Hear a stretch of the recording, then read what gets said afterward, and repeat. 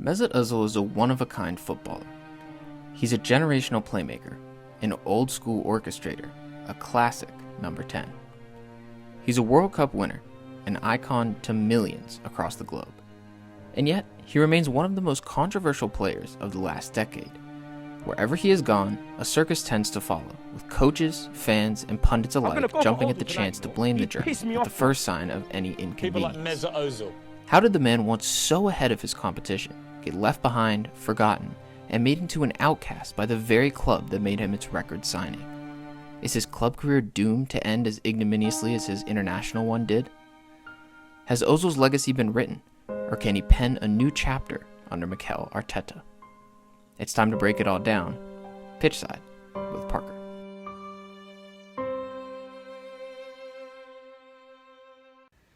What's up, y'all? Welcome back. Pitchside with Parker. If you're new here, go ahead and subscribe if you want to see more great soccer and Arsenal content. Now today I'm making a video that I really wanted to make because Mesut Ozil is a player that is always in the news. He has been a lot recently, but he's such a polarizing figure. So I wanted to make a video that hopefully provides a more full picture than you can get from a massive media outlet or from the fanboys on Twitter. So go ahead and leave a like if you want to hear the answer to the question, what really happened to Mesut Ozil? Let's get started.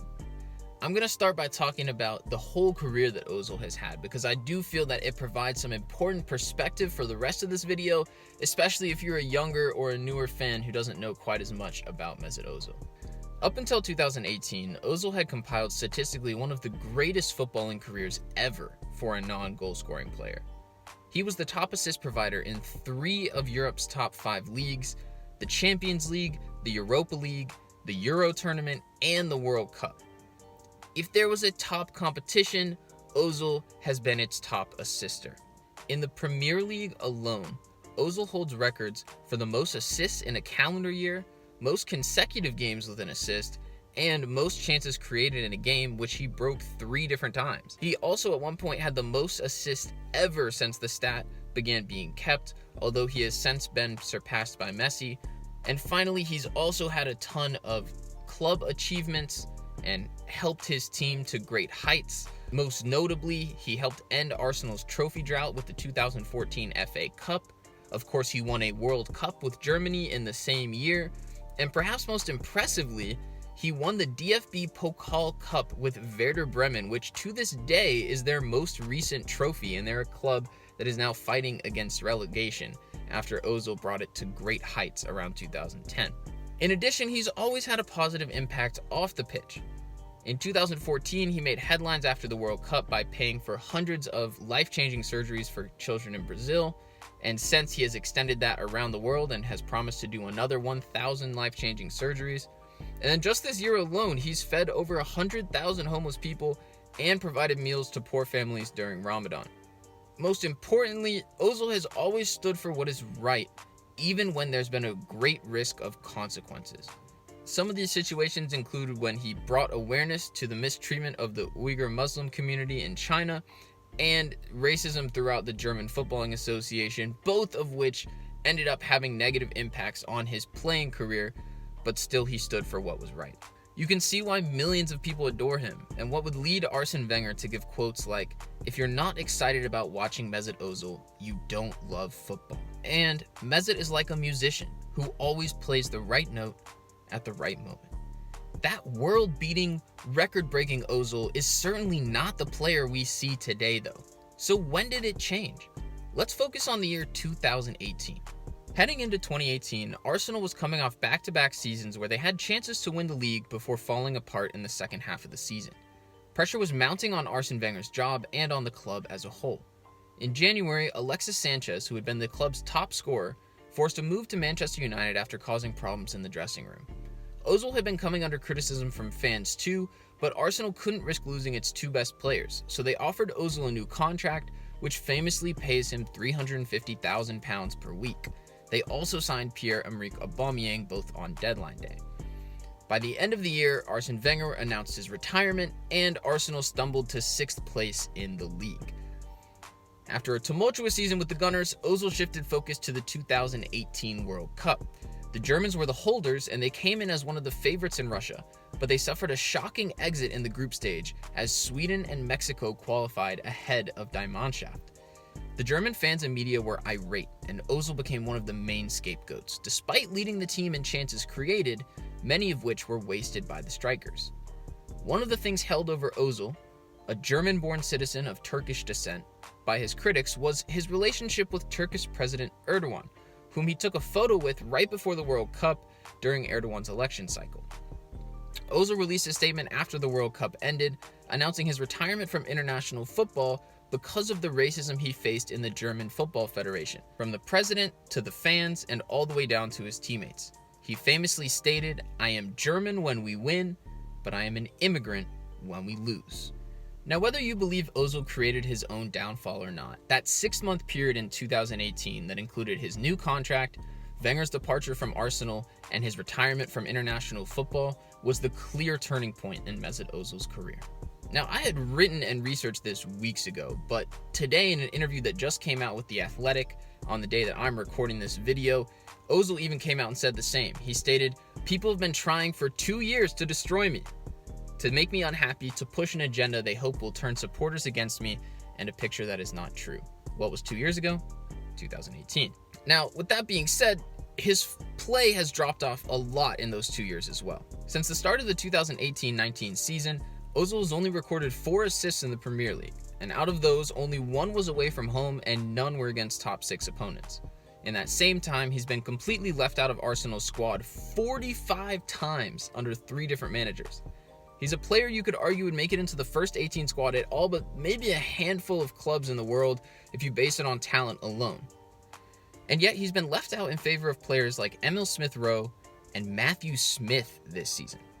The funniest one to me was Denis Suarez. Do you remember him? If you don't, I don't blame you. He only played 67 minutes in an Arsenal shirt in the Premier League, but 24 of those minutes came when Arsenal was trailing away to City, and he was used as a sub to try to change the game while Ozil remained on the bench as an unused substitute. Atrocities like those are the things that make you wonder, how did it all go wrong so fast? Now we dig into the juicy stuff. The reason that you're all here, the analysis that separates the fanboys from the truth tellers. What really happened to Mesut Ozil? Why has he stopped performing? Who's to blame? And what should Arsenal do with him? A good place to start is tactics. One of the reasons for Ozil's decline has been the extinction of the number 10, or center attacking mid. This was the position Ozil played at Real Madrid and with Arsenal under Wenger. It's a position that gave the player creative freedom and didn't require much defensive work. It was perfect for Ozil, especially with the great players he had around him. There's whole videos on YouTube I would encourage you to look up about why the number 10 fell out of fashion, but basically most top teams switched to formations with dual 8s or box-to-box center midfielders, which required more defensive work from those players because pressing became all the rage. Think about the teams under Pep Guardiola and Jurgen Klopp. Ozil doesn't have the ability to press for 90 minutes, so in that setup, all he can really do is play out wide, where he's a whole lot less effective. This is the formation I personally think Arteta will end up using at Arsenal, so this is very important because it is the one he learned under Pep. And then there was Emery's tactics. He often used a number 10, but the player's role in his system was as the leader of the press, so he favored players like Ramsey and Willock, and even Lucas Torreira ahead of Ozil. But don't get me started on Emery's tactics. Honestly, if I go any longer, it will probably cause me bodily harm. The bottom line is that Ozil has not had a role in Arsenal's tactics ever since Wenger left. This has been one of the main factors in his decline in production and his common exclusion from the squad. Emery and Arteta both refused to build systems around their most creative player, and it showed. Arsenal finished last season 15th in the Premier League in chances created. Alright, I want to move on to some of the most common criticisms of Ozil, and why, when you dig deeper and actually look at the facts, none of them really make sense. Criticism number 1, he doesn't defend or work hard enough. This is just untrue. When he was asked to press more under Emery and Arteta, Ozil showed a willingness to do that, even though it's not really a strength in his game. His work rate improved, his number of miles covered per game, and his tackling rates improved. He showed he was capable of doing it, even if he couldn't necessarily do it for a full 90 minutes under Arteta and Emery. But more pertinently, do we ask David Luiz to swing in crosses? Do we ask Xhaka to be the leading goal scorer at Arsenal? Then why do we ask Mesut Ozil to press and defend like Lucas Torreira? It's just not what he does on the pitch. And despite the fact that Ozil, as we've discussed, is literally one of the best players ever at what he does on the pitch, we judge him by other things and we evaluate him accordingly. It just doesn't make sense. Also, where are the calls for Ceballos and Guendouzi to defend better? These two let people breeze past them every single game this season at a position where defensive work is actually required of them, and they didn't seem to face any criticism. At that point, it's clear that it's just about Ozil. Okay, the second criticism, which is always mentioned when it comes to Ozil, is his wages. And look, it is not Ozil's fault that he is earning £350,000 a week. I know it's an absurd amount of money, but he did not hold a gun to Arsenal's head and make them sign that contract. He was the one who signed that contract because it was offered by Arsenal to their best player at the time who they did not want to miss. It's not his fault how much money he makes. And in fact, he's very generous with it off the field. And beyond that, money has nothing to do with performance. And people who always bring up salary when they talk about a player's value really, I think, miss the point sometimes. Because think about this. At the beginning of the season, Bukayo Saka was one of Arsenal's best performing players. And he was making something like $5,000 a week straight out of the academy before he signed his new deal. Meanwhile, obviously, Ozil was being left out of the team and was still the club's top earner. So clearly, these two things are not correlated. And the issue comes in when you try to equate the two in terms of performance. Because yes, Ozil, if you want to make it about money, was not playing well enough to earn $350,000 a week. I think we could all agree on that. But he still was providing a lot to Arsenal. And in fact, finished with the most chances created of any Arsenal player in the Premier League this season. So was he worth that much? Maybe not, but he clearly had a lot of value to Arsenal, and the way that people compare it to the amount that he makes and put these unreal expectations on him, it leads to a little bit of a warped perception of reality.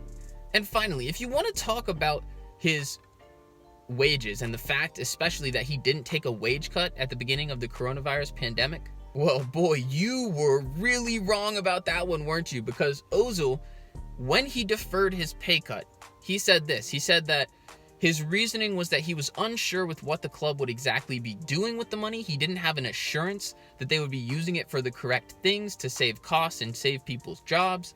And additionally, that he felt pressured to do it right away from the board and from the rest of the team. So what happens? Lo and behold, a few months later, just a few days ago as I'm recording this video, Arsenal fires 55 of their key staff members. Wasn't that what the players took the pay cut for? Weren't they supposed to be saving money so they could keep more important people on the staff by reducing the wages of their top earners? Well, it turns out Ozil was right. Ozil even said this today about the wage cuts in the interview that just came out. He said, "Possibly this decision affected my chances on the pitch. I don't know, but I'm not afraid to stand up for what I feel is right.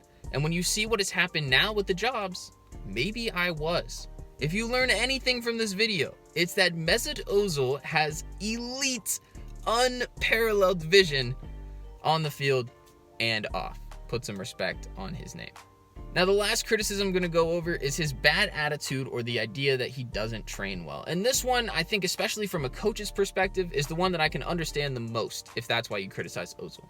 Unai Emery, after he left, mentioned the fact that Ozil, after the Europa League final in Baku, was the only player who missed his one-on-one meeting with the coach that took place after that game. And that type of lack of commitment is something that I think it's fair that he was punished a little bit for. But the issue I have with this lack of commitment idea is that coaches have never just come out and said it. Emery only mentioned that story once he had left Arsenal, and under Arteta, it's either been listed as injuries or it's been listed as, quote, football reasons for why Ozil hasn't been playing. And that strikes particularly weird with me because Arteta was always willing to say that, for instance, Guendouzi was missing training and missing games because of his discipline issues, and he said that flat out and in the open. So I don't understand why he couldn't say the same thing for Ozil if that's actually what was going on. And I think that just leads you to believe that there has to be something else going on behind the scenes with Ozil. Something that maybe we don't know about, or something that we do know about that the board has taken offense to. Could it have been his refusal of the pay cuts, even though we've mentioned how bogus that was? Could it be his comments about the Uyghur Muslims in China?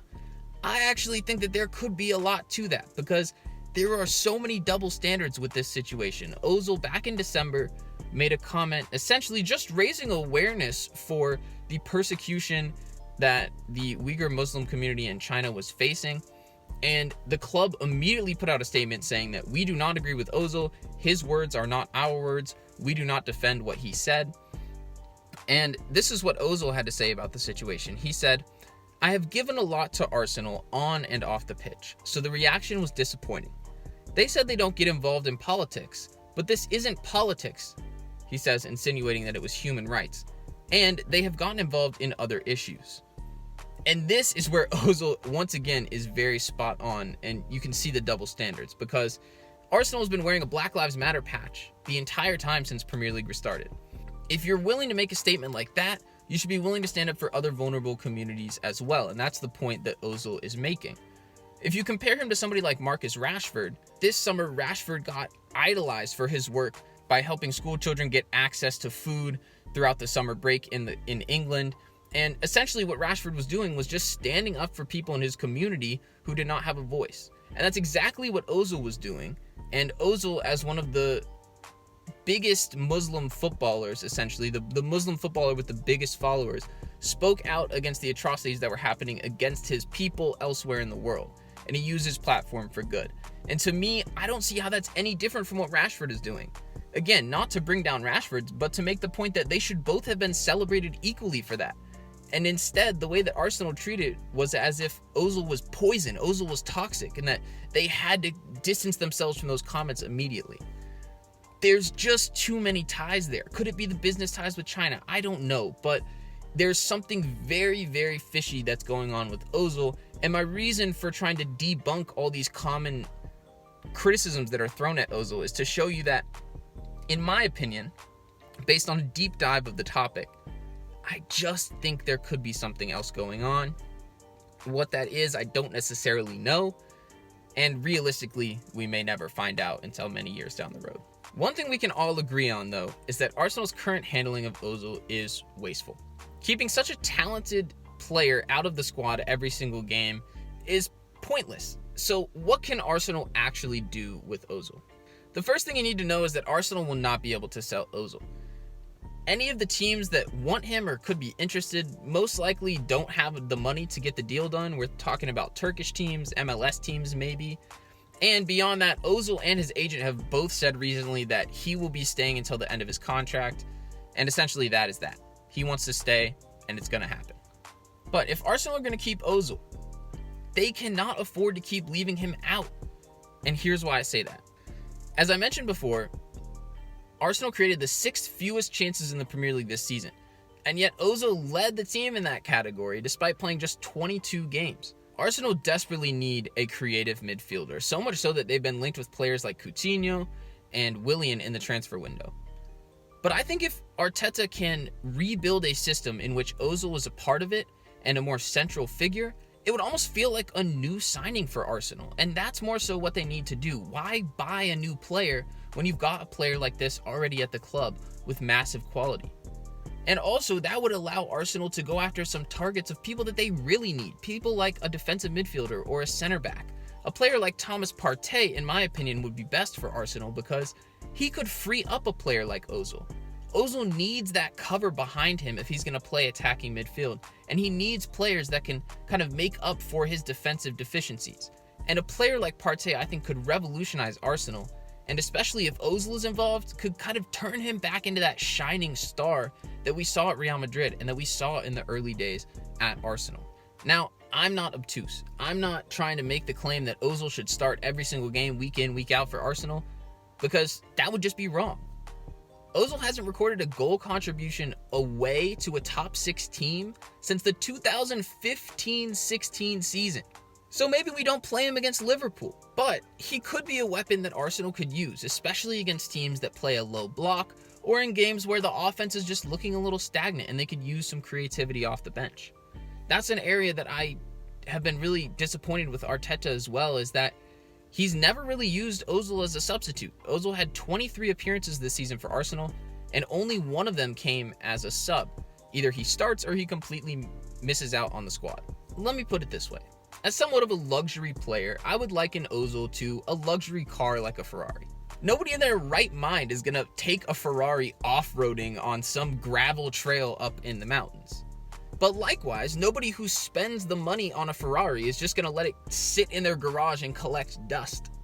If you've got it, you gotta flaunt it. And in a nutshell, that's how I feel about Mesut Ozil. So, to recap, what did we learn today in the video? First of all, Ozil has had a legendary career, but he definitely hasn't been the same since 2018. Second, many of the criticisms thrown at Ozil are unfounded and deeply rooted in double standards. And finally, Ozil still has a lot of quality, and Arsenal need what he can provide. I'll leave you with this fact. This season, Arsenal drew 14 games in the Premier League. They also finished 10 points off of the top 4. So if Arsenal had just turned 5 of those draws into wins, they'd be looking at Champions League football this season. And while Arsenal could make some signings, they do have a player that's been missing out a whole lot who could help provide some of that difference. So I'll leave you with that. If you like this video, please hit that thumbs up button and be sure to subscribe to the channel for more great content. I'll see you in the next video. Peace.